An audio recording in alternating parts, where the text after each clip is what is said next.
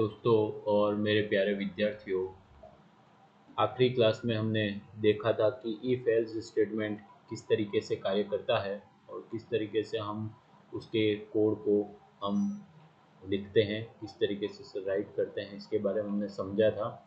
जो कि एक कंडीशनल टाइप का हमारा कोड था, कंडीशनल स्टेटमेंट जिसे हम बोलते हैं। हम आज एक दूसरे कंडीशनल स्टेटमेंट को समझते हुए हम एक प्रोग्राम को यहाँ पर देखेंगे, जिसमें हम कोई भी एक ईयर, एंटर्ड ईयर जो है वो लीप है या नॉन लीप, इसके बारे में हम समझेंगे। तो क्या होता है लीप ईयर और नॉन लीप ईयर? सबसे पहले हमें ये समझना होगा कि लीप ईयर और नॉन लीप ईयर होता क्या है। विदाउट इसको हम जाने, हम इस प्रोग्राम के बारे में नहीं सीख सकते। तो यानी कि हम एक बेसिक एक एल्गोरिथम्स के बारे में हमें समझना चाहिए कि हमें प्रोग्राम्स को अप्रोच कैसे करना है।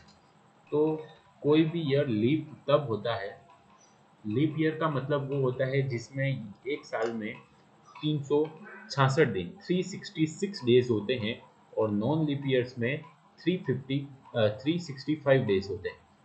ये इसका मेन मोटिव होता है।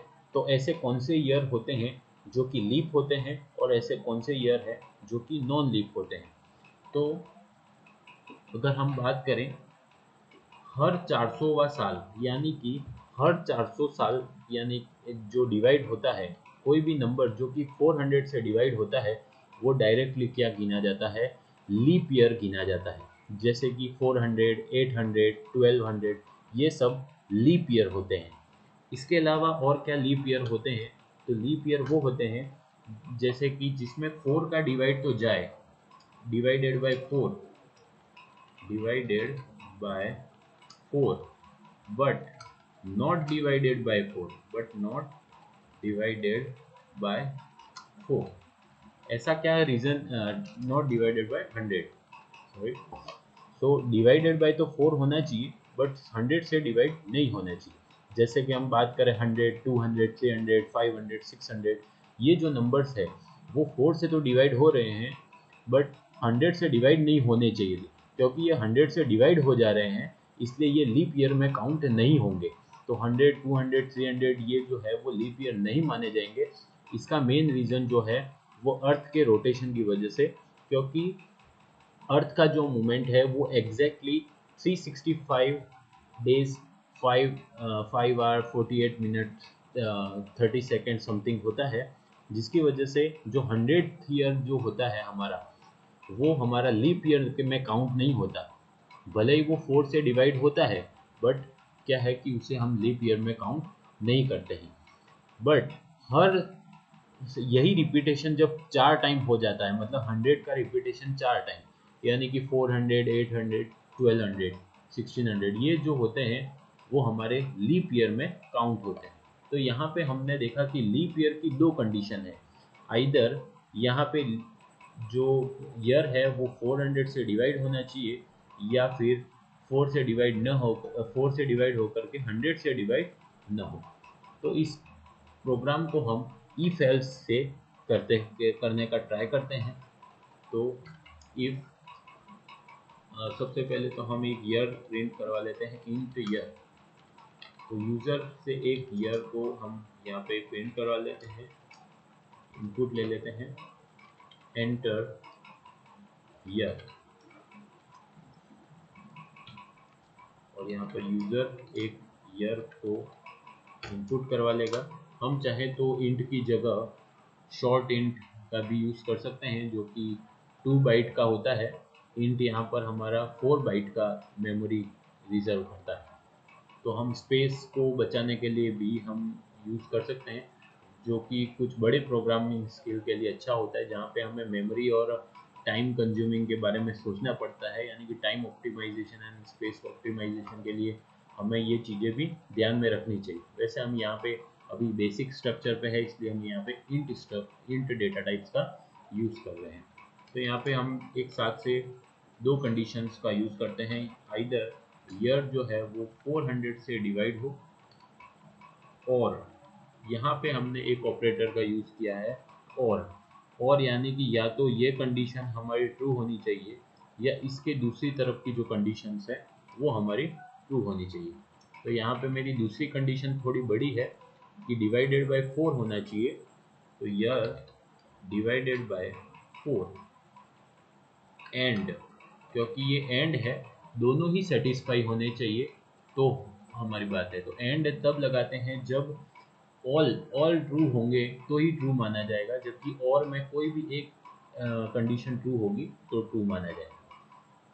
तो यहाँ पे यर शुड नॉट बी डिवाइडेड, तो यर जो है वो 100 से डिवाइड नहीं होना चाहिए। यहाँ हम देखें तो एक कंडीशन थोड़ी सी बड़ी हो गई है। एक कंडीशन हमारी ये है, आइदर ये ट्रू हो जाए तो भी हमारा इफ का ब्लॉक चलेगा, और या ये पूरी कंडीशन मिल करके ट्रू आ जाए तो हमारा जो है वो हमारा डेटा। हम चाहें तो इस स्टेटमेंट को एक बुलियन डेटा टाइप में भी स्टोर करवा के देख सकते हैं, जैसे कि बुलियन के अंदर एक फ्लैग दे देते हैं, फ्लैग। हम चाहें तो इसका भी यूज़ कर सकते हैं इक्वल्स में, और ये पूरी की पूरी कंडीशंस हम यहाँ पर दे सकते हैं, तो भी ये हमारा वही काम करेगा। यहाँ पे हमें बस फ्लैग का यूज़ करना है, इस पूरे को हटा के हम फ्लैग लगा देते हैं तो भी हमारा कोड रन करेगा। तो अगर ये कोड हमारा ट्रू है, अगर यहाँ पे ये कंडीशंस रन करने के बाद ट्रू आता है, तो यहाँ पे इफ के अंदर हमारा ट्रू वैल्यू हो जाएगी। हम इसे प्रिंट करवा के भी देख सकते हैं वैसे। अब यहाँ पे हम लिख देंगे यर, जो यर यूज़र ने डाला है, जैसे कि यर की जगह यर ही लिख दें, एक स्पेस दे देते हैं, इज लिव, हम लिख देते हैं इज लिव, और एल्स के अंदर हम सिंपल सा कोड लिख देते हैं सी आउट यर इट्स नॉन लिव। इसको कॉपी कर लेते हैं हम, सेम कोड है तो इसको यहाँ पे कॉपी, इसको हटा देते हैं और यहाँ पे लिख देते इज नॉट लिव। तो यहाँ पे हमारा कोड जो है वो सिर्फ दो इफ और एल्स में ही हमारा कोड जो है वो कंप्लीट हो चुका है। अगर हम चाहें तो इस एक पूरे स्टेटमेंट को दो अलग अलग पार्ट्स में ब्रेक करके इसे नेस्टेड इफ एल्स में भी इसको रन करवा सकते हैं। तो यहाँ पर हमारा कोड जो है वो हमने राइट कर लिया है। अब हम इसे कंपाइल करके इसके एग्जीक्यूट करते हैं। तो हमारे यहाँ पे कोड जो मैंने लिप नाम से इस फाइल को सेव किया है, g++ लिप, तो यहाँ हम देखें हमारा कोड सक्सेसफुली कंपाइल हो चुका है।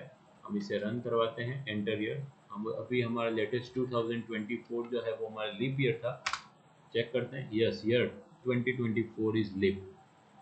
फिर से हम रन करवाते हैं, क्या 2025 हमारा लीप है या नॉन लीप है, इज नॉन लीप। अब हम कुछ और कंडीशंस का ट्राई करते हैं, जैसे कि 2800 जो कि हमारा एक लीप ईयर है, yes it's leap.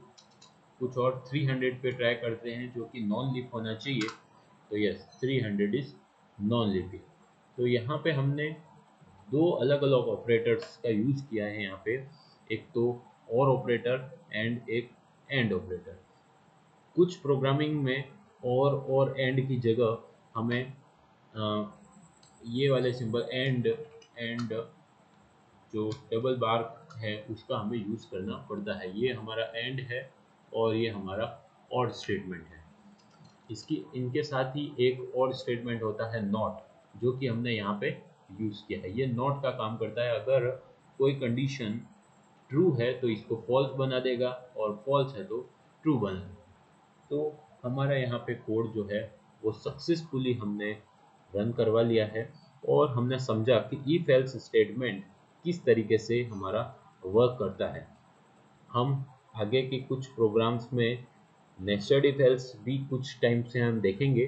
Nested if else में कुछ ज़्यादा हमारे प्रॉब्लम दिक्कत नहीं है, बस यहाँ पे हमारा इफ, यहाँ पे कंडीशन आ जाएगी और इफ के अंदर एक और इफ और एल्स ब्लॉक हमारे आ जाएंगे।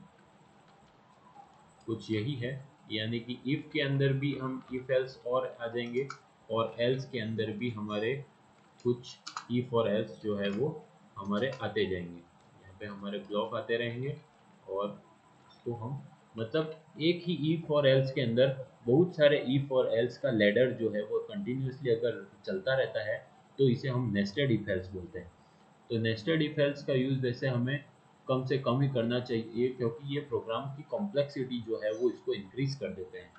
तो जहाँ तक बस चले हमें प्रोग्राम को छोटा से छोटा ही बनाने का ट्राई करना चाहिए। आपको ये वीडियो अगर पसंद आया हो तो आप वीडियो को लाइक करें, शेयर करें और सब्सक्राइब करें हमारे चैनल को, और बेल आइकन को ज़रूर आप प्रेस करें और आपके प्रॉब्लम्स को ज़रूर हमारे तक भेजें। Thank you.